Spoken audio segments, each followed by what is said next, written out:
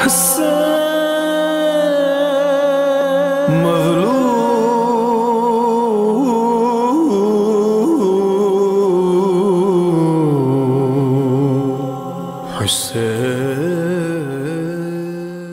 باللہ من الشیطان الرجیم بسم اللہ الرحمن الرحیم الحمدللہ رب العالمین والصلاة والسلام علی محمد وعلی آلہ الطیبین الطاہرین المعصومین واللعنۃ الدائمۃ علی اعدائہم اجمعین اما بعد فقد قال رسول اللہ صلی اللہ علیہ وآلہ وسلم حسین منی وانا من الحسین احب اللہ من احب حسینہ۔ محترم سامعین،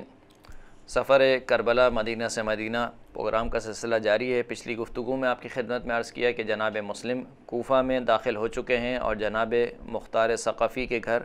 میں قیام پذیر ہیں۔ جب کوفہ والوں کو معلوم ہوا کہ جناب مسلم کوفہ آ چکے ہیں تو مختار کے گھر، جناب مختار ثقفی کے گھر، جناب مسلم سے ملاقات کے لیے کوفہ والے آئے اور جناب مسلم ان کو جو ہے وہ امام حسین کا خط پڑھ کے سناتے تھے اور کوفہ والوں سے بیعت لیتے تھے، یہاں تک کہ تمام کوفہ والوں نے جناب مسلم کی بیعت کی اور ان افراد میں سے کچھ افراد نمایاں افراد تھے کہ جن میں سے ایک نام عابس بن شبیب شاکری کا تھا۔ وہ اٹھے اور خداوند کریم کی حمد و ثنا کی اور فرمایا کہ کوفہ والوں کا تو مجھے معلوم نہیں ہے اور کوفہ والوں کے بارے میں یہ بات نہیں کروں گا، لیکن میں اپنے بارے میں یہ بات جانتا ہوں اور میں یہ نہیں جانتا کہ ان کے دل میں کیا ہے، لیکن میں اپنے دل کا حال جانتا ہوں اور خدا کی قسم کھا کر کہتا ہوں کہ جو کچھ کہہ رہا ہوں وہ میرے ضمیر کی آواز ہے اور میں اسے پورے یقین کے ساتھ کہہ رہا ہوں، اور وہ یہ ہے کہ میں اپنے آپ کو اس بات پر ثابت قدم پاتا ہوں کہ جب بھی آپ کو میری مدد کی ضرورت ہوگی میں اس سے دریغ نہیں کروں گا اور میں آپ کی ہمراہی میں اپنی اس تلوار سے آپ کے دشمنوں سے جنگ کروں گا، اور میرے اس ارادے میں سوائے مرضی الہی اور آخرت کے ثواب کے اور کچھ بھی نہیں ہے، یہاں تک کہ میں اپنے اللہ سے ملاقات کروں۔ پھر اس کے بعد جناب حبیب ابن مظاہر کھڑے ہوئے اور کہا کہ اے عابس، اللہ تم پر اپنا رحم اور کرم فرمائے، جو کچھ بھی تمہارے دل میں تھا وہ تم نے مختصر جملوں میں بیان کر دیا۔ پھر مسلم سے مخاطب ہوئے اور کہا کہ خدا کی قسم میں بھی عابس کی طرح آپ کی نصرت میں ثابت قدم ہوں۔ اور اس کے بعد سعید ابن عبداللہ حنفی اٹھے اور انہوں نے بھی عابس اور حبیب کی طرح اظہار وفاداری اور وعدہ نصرت کیا، اور اہل کوفہ مسلسل جناب مسلم کی خدمت میں حاضر ہوتے رہے اور امام حسین علیہ السلام کا خط سنتے اور گریہ زاری کرتے اور وفاداری کا اعلان کرتے، یہاں تک کہ 18,000 سے زائد افراد نے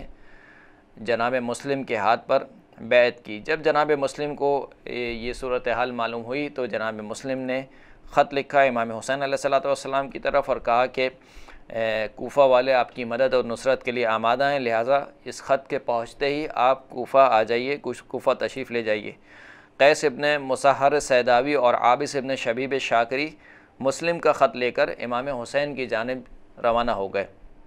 یہاں جب نعمان ابن بشیر جو کہ کوفے کا والی تھا، جب اس کو معلوم ہوا کہ مسلم آ چکے ہیں اور اس طریقے سے کوفہ کے جو لوگ ہیں وہ مسلم کے ہاتھ پر بیعت کر چکے ہیں، تو ایک مرتبہ ممبر پہ گیا اور حمد و ثنا کے بعد کہا کہ اہل کوفہ کو مخاطب کرتے ہوئے کہا کہ اے خدا کے بندو، تقوی اختیار کرو، فتنہ و فساد کا سبب نہ بنو، ورنہ خون ریزی ہوگی، لوگ قتل ہوں گے اور اموال ضائع ہوں گے۔ اگر کوئی مجھ سے جنگ نہیں کرے گا تو میں بھی اس سے جنگ نہیں کروں گا، تمہیں ایک دوسرے کے خلاف قتال پر آمادہ نہیں کروں گا اور صرف کسی کے تہمت لگانے سے مواخذہ بھی نہیں کروں گا، لیکن اگر تم مجھ سے دشمنی کرو گے اور کیے ہوئے عہد کو توڑو گے اور یزید کی مخالفت کرو گے تو خدا کی قسم جب تک میرے ہاتھ میں تلوار ہے میں تم سے جنگ کرتا رہوں گا، چاہے تم میں سے کوئی بھی میری مدد کے لیے نہ کھڑا ہو۔ مجھے امید ہے کہ تم میں حق کو پہچاننے والے باطل کا دم بھرنے والوں سے زیادہ ہوں گے۔ جب یہ والی کوفہ کا یہ بیان جو ہے وہ عبداللہ ابن مسلم حضرمی، یہ عبداللہ ابن مسلم حضرمی وہ ہے کہ جو بنی امیہ کا نمائندہ ہے اور ایک طریقے سے یزید کا نمائندہ ہے کوفہ میں، جب اس نے والی کوفہ کا یہ خطبہ سنا تو ایک مرتبہ کھڑا ہوا اور کھڑا ہونے کے بعد نعمان ابن بشیر کو مخاطب کر کے کہا کہ تم نے جو یہ طریقہ اپنایا ہے اس سے تمہیں کامیابی نہیں ہوگی اور یہ فتنہ پوری طاقت سے کچلے بغیر ختم نہیں ہوگا۔ اے نعمان، تمہاری باتیں تو کمزور لوگوں کی باتیں ہیں، اے نعمان تمہاری باتیں تو کمزور لوگوں کی باتیں ہیں۔ والی کوفہ نے سختی سے کہا کہ اگر میں کمزور انسان سمجھا جاؤں تو یہ خدا کی معصیت میں مضبوط اور عزت دار ہونے سے بہتر ہے۔ یہ کہہ کر وہ منبر سے اتر آیا، اور عبداللہ ابن مسلم حضرمین جو کہ بنو امیہ کے مضبوط اور وفادار ہواخواہوں میں سے شامل ہوتا تھا، اس نے فوری طور پر یزید کو خط لکھا، اور مسلم ابن عقیل کے جو کہ امام حسین علیہ السلام کے نمائندے بن کر کوفہ میں آئے تھے، ان کے آنے کی خبر دی، اور اس بات کی خبر تھی کہ لوگوں نے جناب مسلم کے ہاتھ پر امام حسین کے لیے بیعت کر لی ہے۔ اور اپنی تشویش کا اظہار کرتے ہوئے اس نے لکھا کہ اگر تم کوفہ کو اپنے تصرف میں رکھنا چاہتے ہو تو ایک طاقتور اور باہمت شخص کو یہاں کا حاکم بناؤ جو تمہارے احکامات کو اس علاقے میں نافذ کرے اور تمہارے دشمنوں سے خود تمہاری طرح